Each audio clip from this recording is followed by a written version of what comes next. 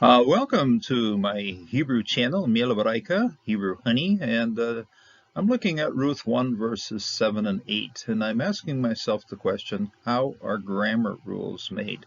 Most of the reading here is fairly straightforward, fits pretty good, but there are a couple spots that things aren't quite the way we'd like them. Okay, there's the Hebrew does something unexpected. You're gonna start scratching your hair.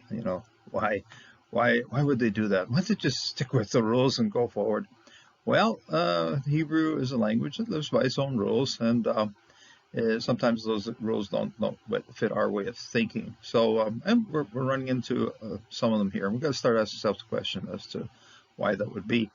Incidentally, I checked these things back against the Blue Letter Bible now. Blue Letter Bible will post or list exactly what it sees, and leave you scratching your head over why that would be. So we're going to look at some of that right now in this study. So Ruth 1 verses 7 and 8.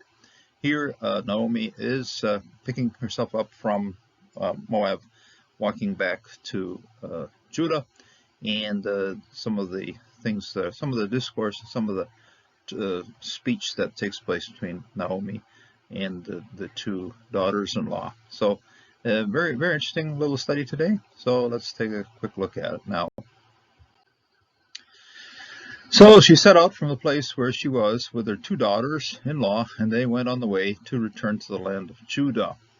And it starts right in here. We have a nice shiluk sof pasuk, and it starts out here, verse 7.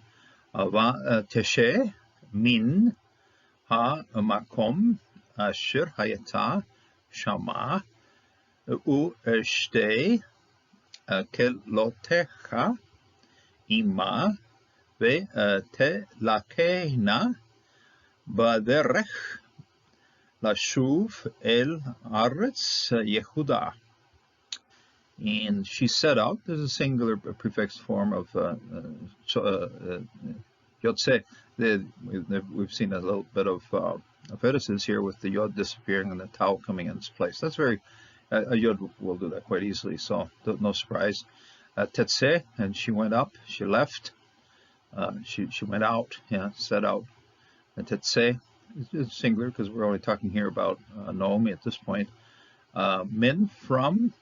We've seen this particular preposition tied to words with fused in. This one's an independent one. It is separated with a makef, so it doesn't have an accent, but it's min, from, hamakom. Makom is place, and it's based on the Hebrew word to rise up, or to stand up, or to get into place. So it's a place of standing, or place where you were, or makom, okay, place where you had stood for a while.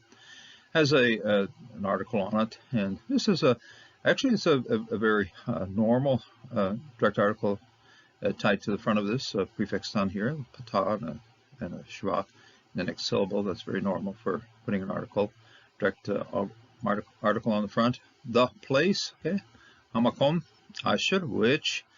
And then this introduces a where, which introduces a subordinate clause right through here. And so which hayata, which was there.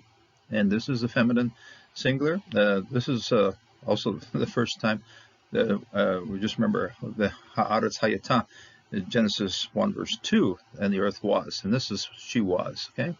Feminine singular.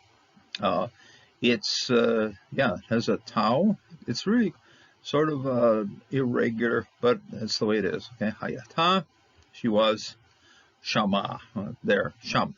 We've seen sham 3 or 4 times throughout the passage now. Shem, shem, sham, shem, shem, sham, and here it is shama. You got to ask the question, why is this one just a little bit larger than the normal sham? Okay, shama. This happens to be a directional hey on the end. Okay, Hebrew has a hey that uses to point direction, and it usually is to point in direction in which you're going, whether you're going to the ground or you're going there, you're going over there. This is a little bit unique in that it indicates where she's coming from. So directional hey. This is a directional hey, indicating where she had been over there. So directional hey here, Shema. Rishte, and the two of, that's the number again. We've seen in terms of the boys, Shene, here it's Shte. Now these are the daughters-in-law. Kelotecha. This is Kelot would be plural of Kala, and then Kelotecha of her. Okay, daughters-in-law of her. Suffix pronoun indicating who these daughters-in-law belong to. So Kelotecha, Ima. Okay, so yeah, this is Ima with her. Okay, Im is to be along, and Ima. This then is Mapik, and it also shows that you're going to pronounce this hey, and it's going to be setting it up as a pronoun, as a suffix pronoun, personal pronoun of with her. Okay, with her. Va telakena. Now we had the singular one here, tetse, and we have a singular here, hayata, and all of a sudden, kaboom! Here we go. Telakena. Again, prefixed on the front of laka. Okay, halak. Okay, halak is the root here. Hey, lamet kaf. Hey has gone off in a feticist land, and in this place we have the tau. Okay, prefixed form then of this verb. Telaka na. Okay? Then this is third person plural then, telakana, and the daughters-in-law with her, they also walked. Okay, so they went. So this then is bumped the whole thing up to a plural. Okay, and this is one reason we study the book of Ruth. You don't see a lot of these forms, so this kind of thing. Feminine plurals, you don't see a lot of them in the Bible, but you do see them here. Throughout the first chapter, we're going to see a bunch of them. After that, you don't see too many anymore, because you've just gone down to Ruth or Naomi and the rest of the story. But in the first chapter, we're dealing with a group of women walking along here. So telakena, and they came, plural, baderech, in the road, baderech. Nice segolate, and segolates will generally accent Miel up to the top. That's what it does right here. Baderech, in the road. La shuv. Now shuv is to return. Every time you have a lamed in front of a verb like this, start thinking infinitive in order to return. Okay, la shuv. El, and that's towards. That's preposition. It's tied together with a makef. You can see this in our electronic version, and barely see it in the written version, but there it is. El eretz. Okay, like I remember here, I told you that derech is a segolate with milel, and eretz very clearly is two. Okay, when there's a lot of agglutination over onto eretz, it can move itself into something else, especially as the vocalic there's a shift in vocals. Or in the vowels, but here it's eretz. Okay, the accenting is mil el. Okay, el eretz Yehuda. Okay, of Judah. Okay, Judah, Yehuda. Okay? Nice siluk pasuk. So siluk sof pasuk. The beautiful sof pasuk here. It's there too. I think on this electronic version, the comments and the siluk ended up stacked on top of each other, but here we go. Yehuda, and to Judah, so the land of Judah. Eretz Yehuda. They're on their way back. So interesting sequence coming up here, and of course, very interesting conversation between Naomi and her Kelotecha. Kala is to make, to fulfill, or to complete. Kala is to make it all. Okay, make the family complete. The daughters-in-law and also brides make a family complete. So this is Kelotecha, her. And of these, Ruth was willing to make the family complete. Orpha ended up not wanting to. Vatomer. Okay, now we're getting back to a singular right here. Vatomer. And again, this is, I I used to, way back when, I always thought of segolates as just a single, as double segolates. Okay, you have two segolas to make it a segolate, but actually it's just one. Okay, so Tomer. Okay, and then the accenting here, of course, is also surprise, surprise, Miel. Okay, Tomer, Naomi, the sweet one. There's this one. Take a look at this vowel right here. That's a tev kames. Okay, that's a soft kames. It's pronounced as O. It's a little bit similar to what it's kames atuv. Okay, so yeah, there's a few kames that do pronounce like O. This is one of them. Okay, so hatev kames, the half kames. Naomi, le shte, to her two, kelotach. Now we've seen this kelotach. I think we've seen it with them, even with the kelot. No, we've seen this is how we've seen it. Okay, kelotecha, to her daughters-in-law. Lechna. Okay, remember I said in the previous study, I wish everybody would learn their vocabulary based on in imperative forms. Why? Because imperative forms are just as brief and as direct as you usually get. And this happens to be in the imperative form then of halach. Okay, we've seen halach in the previous verse here, halach, to walk. And here she is, take a walk, okay, lechna.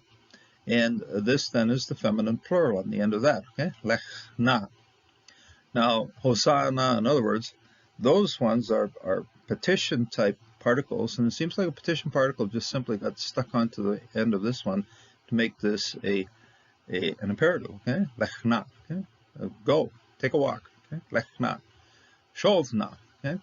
We've seen shuv, and here it is shin with a holum right up here.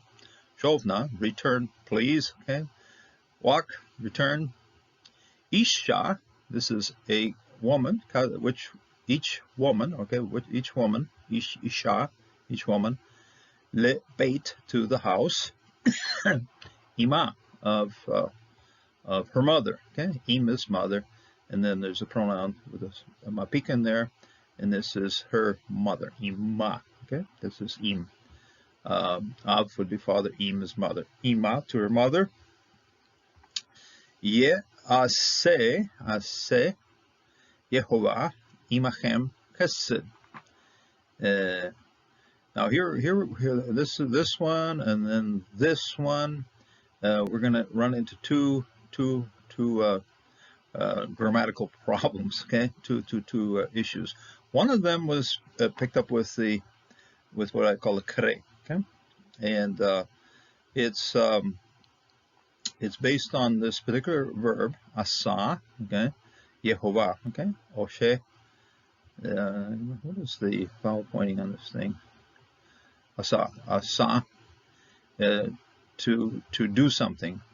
May the Lord deal, okay, do, okay, asa, may the Lord deal. This is Yehovah, may Jehovah do something, deal with you, imechem. May the Lord deal with you. And there's a kare right here. This is the kare.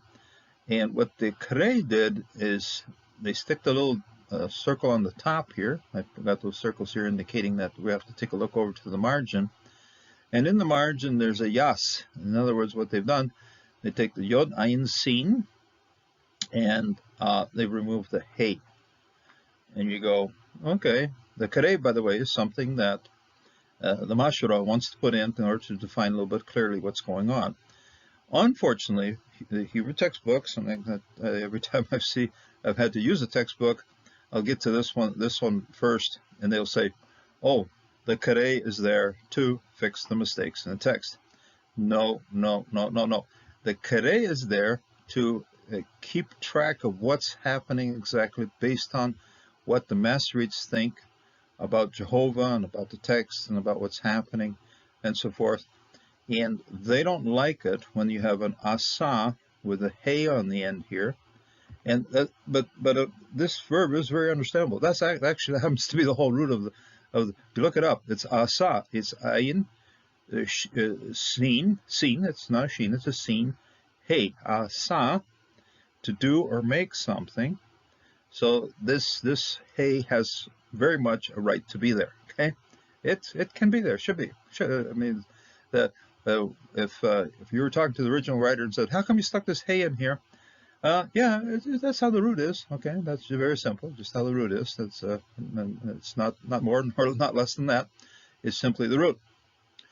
The Mashra didn't like it. Those Jewish guys didn't like the fact that this hey was on the end here. And it doesn't take a whole lot of digging around to find out why. So you got leche na, okay, there's hey, and you got kelotecha, okay. These all happen to be feminine endings on words. This is a substantive and verbs, and so forth, and ima with her, mother of her, okay. So it's become quite clear that when you see the hey at the end of a certain of these words, you're dealing with feminine form. Well, when you get to this point, the root wasn't feminine. It isn't feminine in and of itself. Asa, okay, this hey is simply part of the root. But the Mashra said, we don't like to see a hey at the end of that thing. It suggests that maybe the good Lord, Yehovah, would have some kind of feminine side to him. So they don't want that. So they're very jealous about it. They're just, wow, no, no, don't make any kind of suggestions that there might be some feminine side. I'm not here to promote any of that, but I will say that the original root did have a hey. It isn't at all suggestions of a feminine side to the Lord, but it is certainly part of the root. And so it's understandable why the kare would take this hey and just chop it off and say goodbye. You're going to just use this one. Now it's a little bit unique because you get down to another verse about 4 or 5 verses further, and you have the same construction. And there they don't bother with the kare; they just leave the hey, the asa, the way it is. So it isn't uniform what they're doing. So anyway, Yasa Yehovah Imachem. Now here's another very interesting. And this is why I asked the question. What is it that defines the grammar rules for anything, especially like Hebrew language here? Now, I make a suggestion right here. Go back to your Blue Letter Bible and look up the parsing. Look up what this thing is in your Blue Letter Bible application. Okay, look it up, and it'll say with you. And it'll have second masculine plural, okay? Second masculine plural. And then ashtem, to you will do, also second masculine plural. In this is a preposition with a pronoun, and the pronoun is second masculine plural, and this one's pronoun second masculine plural. Now you're going to ask yourself the question, why is that a problem? Well, the problem is you're dealing with a couple of women, and you're all of a sudden using a masculine pronoun on those two girls, and you're using a masculine ending of a verb on those two girls. Should really be imachen and ashtichen. Okay, these mems should be noons. Okay, final noon right here. That's what it should be. Okay, if you want to go all by the rules and so forth. This for people who've studied, and I know it bothered me for a long time, but you get back to the whole thing of how do the rules get set? How do they define themselves? It's very obvious that imchem, that's and ashtihen, ashitem. It's very obvious that these are referenced the antecedents of these two endings are female, and so it's also if the rules are setting themselves for what's happening, it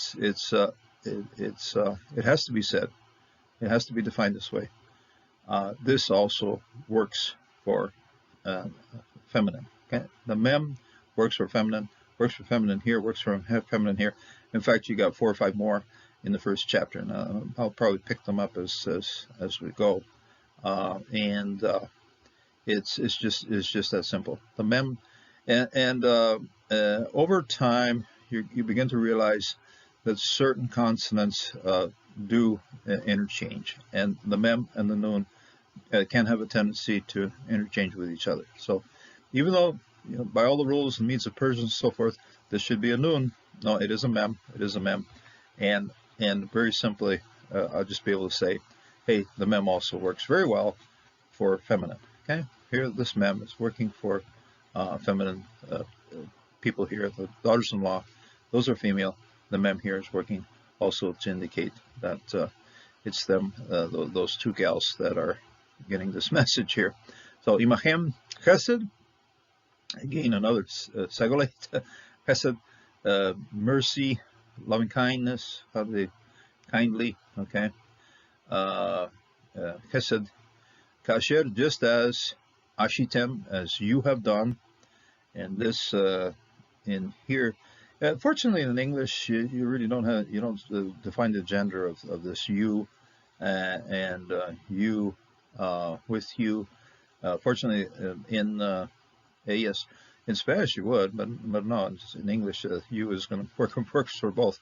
It's then you can use that as an argument. You can say, okay, that works for both. Okay, imachem shechem. In other words, Hebrew and English here are quite compatible in that regard. Imachem chesed kasher astem im, with. Here's a preposition that's agglutinated with chem, and here's just an independent preposition. Same preposition, im, okay? Im, with. Metim, with the dead, okay? Mot is dead ones. And here you have a hirik yod mem, and this is masculine, and it's fine for being masculine because we're talking about the two dead husbands, okay? So metim, okay, those are the dead guys, and so it's okay. It's masculine plural here. Reference back to antecedent of this particular ending would be the two dead men, malon kilion. It's antecedents of this ending here. Ve imadi, okay. Now this is a little bit bumped up form of im. You got imachem with you, and then you got im hamatim with the dead, and imadi, and with me, okay, and with me. Just doubling up the mem here wouldn't be enough. In order to kind of keep it a separate, they do plop in an extra dalet right here, but just with me. Okay, and this one's a very well-known construction. This is how this one's put together. So imadi, and with me. You'll see it here, and you see it in lots of other places. So di is then with me personally, and with me personally, imadi. It makes me think also of amad, to be standing there, okay? But and we stand there together, okay? And with me standing together. So you can also see amad, which means column or to be standing. So, and this is then the next verse, Yiten Yehovah lachem, to you, and again, same thing here. This really should be lachen, okay? But no, puts it up into the masculine. We're going to cover that again when we get into the next verse. But this is up to the next verse. In case you hadn't noticed that right here is siluk sof pasuk. So the verse 8 is ending right here, and then verse 9 is going on from there. Make Jehovah give. We were talking about the latet in the previous study of to give, and this is a hortatory then yaten, yod talnun of Jehovah. May God, or may Jehovah give to you. Okay? And so there it is. When we read the text itself is telling us its grammar, and there are certain times when we just have to say, okay, this is how it's done. I know, but if we were going to stick with all the rules and stuff like that, this should have been something else. But really, no. I'm not going to be telling the scriptures how to find its grammar. It's got its grammar. It's got a great grammar. And right here, this place, this ending is working as a feminine. That one's working as a feminine. That one's working as a feminine. That's just how it works. It's grammar is based on how things work, and this is how it's working here. So you get into your Blue Letter Bible, and the Blue Letter Bible is going to say, oh, second masculine plural, second masculine plural, second masculine plural. You just go put on there second masculine plural, and feminine. Just, I don't know, you can't get into the program and add on to that. I suppose you can write to people who edit the Blue Letter Bible and tell them, hey, these are also working as feminine forms. Obviously, in the first place, masculine forms, but masculine forms that can also work as feminine forms. And it's pretty clearly that's what's happening right here. So may God bless, may God strengthen you, and may God bring you understanding as to the way of the Lord. And here we see, may the Lord be gracious to you just as you have been gracious to others. May the Lord be merciful to you, Hesed, just as you have been merciful to others. And so may you enjoy God's mercy in this day and truly receive his blessings at this time. God bless, and we'll see you the next time in this course. So may God bless, and until the next time.